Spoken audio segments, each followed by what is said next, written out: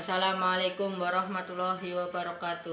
Perkenalkan, nama saya Franotian Arinofto dari kelas 7E nomor absen 15, sekolah di SMP Negeri 1 Kawunganten.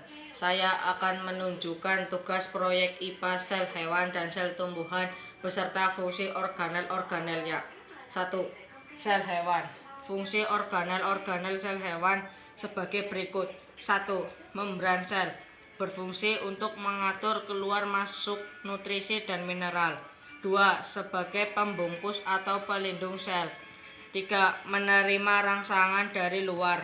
4. Tempat berlangsungnya berbagai reaksi kimia.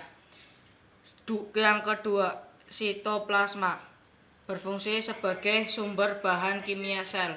2. Tempat berlangsungnya metabolisme sel. Yang ketiga, retikulum endoplasma sebagai sintesis protein.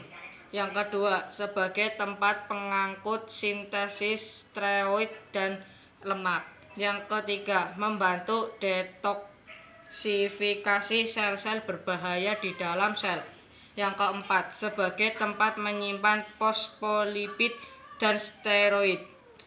Yang keempat, mitokondria berfungsi sebagai respirasi seluler.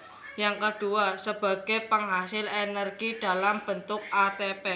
Yang kelima, lisosom berfungsi untuk mengontrol pencernaan intraseluler. Yang kedua, sebagai mencerna materi dengan menggunakan fagositosis.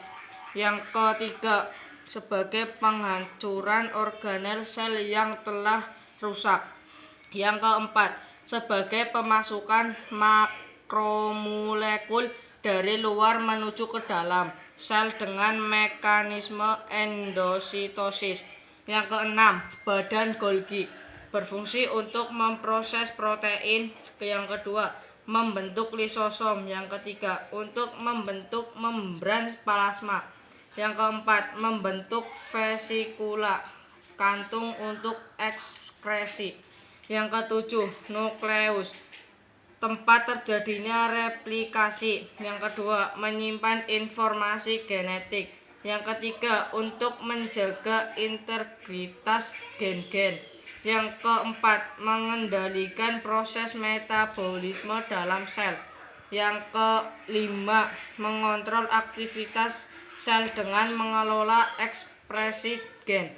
Yang ke-8, nukleolus mempunyai fungsi sebagai bertanggung jawab dalam pembentukan protein.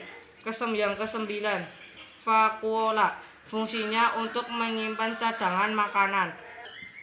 Yang kedua, sel tumbuhan. Fungsi organel-organel sel tumbuhan sebagai berikut.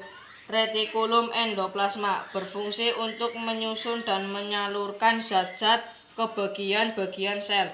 Yang kedua, mitokondria berfungsi sebagai tempat terjadinya respirasi sel, yaitu untuk menghasilkan energi. Yang ketiga, vakuola berfungsi untuk menyimpan makanan. Yang keempat, badan Golgi berfungsi untuk alat rekresi protein pada lendir. Yang kelima, membran sel berfungsi sebagai pengatur keluar masuknya zat dan pelindung sitoplasma.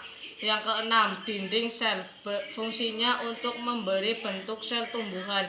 Yang ketujuh, nukleolus fungsinya sebagai tempat berlangsungnya sintesis RNA. Yang ke-8, nukleus berfungsi menyimpan informasi genetik tumbuhan serta mengendalikan kegiatan tumbuhan. Yang ke-9, kloroplasma berfungsi sebagai tempat terjadinya proses fotosintesis pada tumbuhan untuk menghasilkan makanan dan energi. Sekian dan terima kasih.